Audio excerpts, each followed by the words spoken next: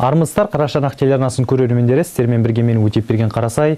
Бүгінгі күнге келіп жеткен ақпараттар легіне зер салыңыздар, ал мен қысқаша шолу жасайық.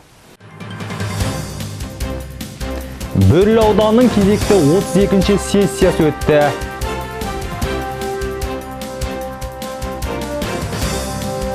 Зерек оқу орталығы өз жұмысын бастады. Аудандық әкімдіктің үлкен мәжіліс залында Бөрлі ауданының кезекті 32-ші сессиясы болып өтті. Сессияға депутат Виталий Константинович Ан төрағалық етті. Сессияға аудан әкімі Санжар Әлиев, аудан әкімінің орынбасарлары, аппарат басшылары, селолық округ әкімдері мен бюджеттік мекеме мен бөлім басшылары қатысты. Сессия барысында күн тәртібінде бірнеше мәселе қаралды. Алдымен Бөрлі аудандық бюджетінің 9 айлық орындалуы туралы баяндама тыңдалды. 2018 жылдың 9 айында бюджеттің орындалуы туралы аудандық экономика және қаржы бөлімінің басшысы Гүлнар Шамқонова баян етті. Бөлім басшысы алдымен игерілмеген қаржы сомасына тоқталды. 9 айда аудан бюджеті 29 миллион 641 мың теңгені игерген жоқ. Оның себептері жаңағы мердігерлердің міндеттемесін толық уақытылы орындамауы және еңбекақыдан үнемделген қаражат. Қазіргі енді 9 айдағы көрсеткіштің мәлімдемесі сондай, десе де бүгінгі күнгі, бүгін 11 желтоқсанға біздің аудан бюджетіміз 89,8% орындады. Әлі біздің 10 күн жұмыс күнінде 1 миллиард 296 миллион теңгені игеруіміз керек. Расходный жақта. Біздер қазір осы сұрақтан кейін уточнение бюджетіміз бар. Сол кезде жаңағы біздің қаншалықты жаңағы бюджетіміздің қысқаратын туралы айтамыз. Осы 1 желтоқсанға біздер бюджетіміз 98,8% орындады. Немесе 133 миллионды игерген жоқ. Ол негізінен республикалық трансферттер. Республикалық трансферт жылдың ішінде білім саласы бойынша көптеген жаңа өзгерістерге байланысты трансферттерді көп берді. Біз соның салдарының келесі уточнениеде айтамыз, қанша жаңағы көлемде жалақыны кері қайтарғанымыз. Берілген трансферттің жалақыға берілген. Аудандық мәслихаттың 2017 жылғы 20 желтоқсандағы нөмір 21-2 2018-2020 жылдарға арналған аудандық бюджет туралы шешіміне өзгерістер енгізу.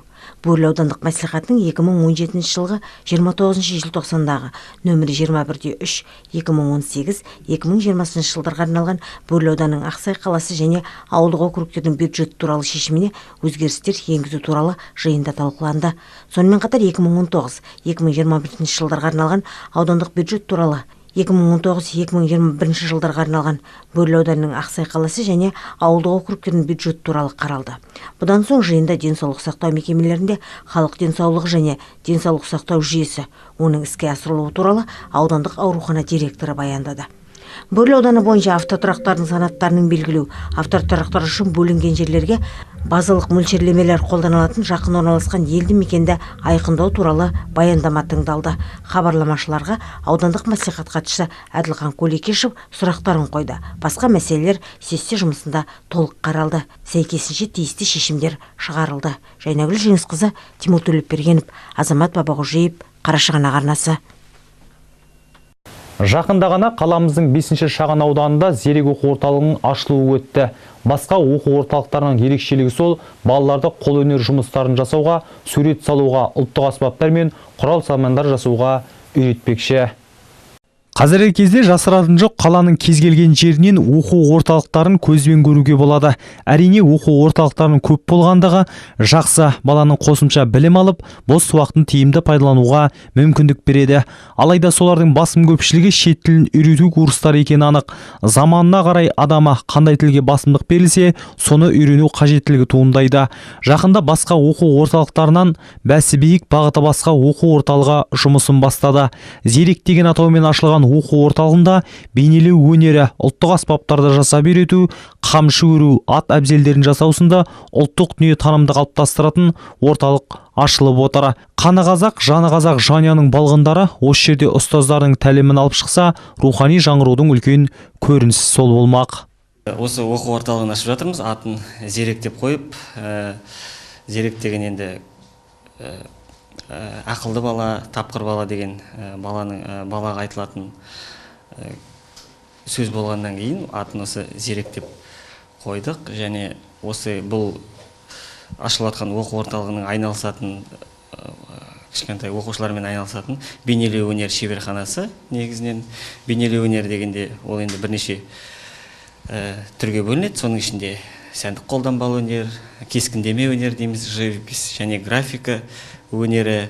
Сосын сол сәндік қолданбалы өнердің ішінде ағаш өңдеу, ұлттық бағытта қолөнерімізді дамытқымыз келеді. Және де заманауи үлгідегі гобелен, квейлинг деген мақсатта әртүрлі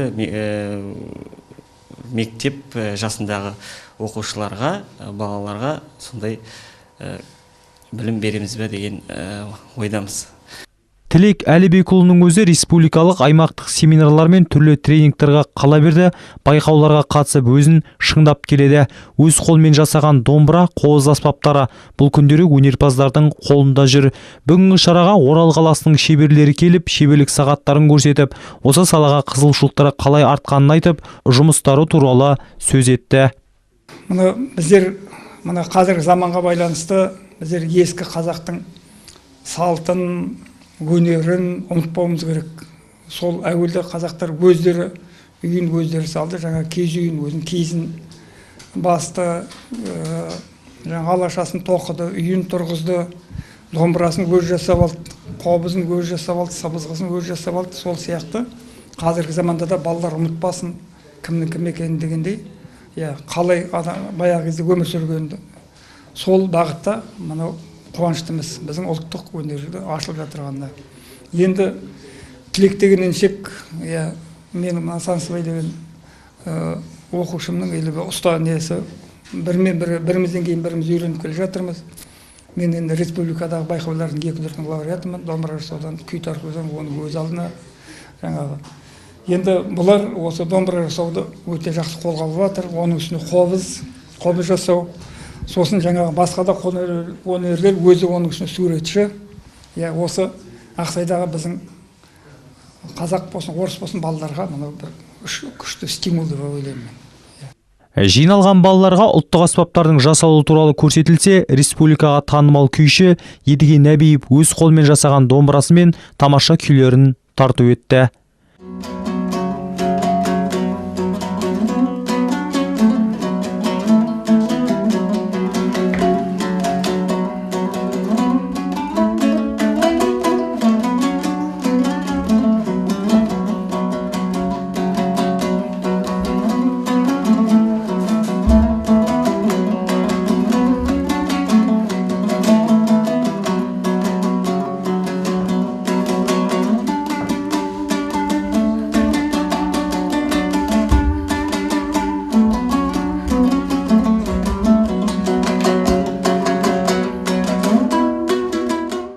Өтепберген Қарасай, Тимур Төлепбергенов, Азамат Бабагөжиев, Қарашығанақ телеарнасы.